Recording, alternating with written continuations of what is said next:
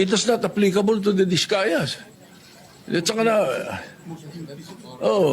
hindi rin pwede sapagkat ang pananaw ng karamihan, ang pananaw ng taong bayan, sila most guilty. Ang pwede sa Witness Protection Program, yun, not the most guilty. Yung pong sinasabing he does not appear to be the most guilty, yan po ay tatanggapin natin pag state witness na, wala po tayo doon. Nandun pa lang tayo sa Section 3 protection. So let me make that clear. Kasi po ang nasabi ng Senate President, paano yun yung perception ng tao, most guilty sila. First of all, I don't agree.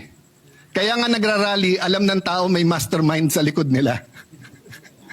Di ba? Napakagaling naman ng Diskaya na pati BICAM, pati budget, pati everything, sila ba nagpapatakbo ng gobyernong Pilipinas? Di ba? They probably could be one of the most guilty na may kasama sila, pero it is very much possible na may mastermind behind them.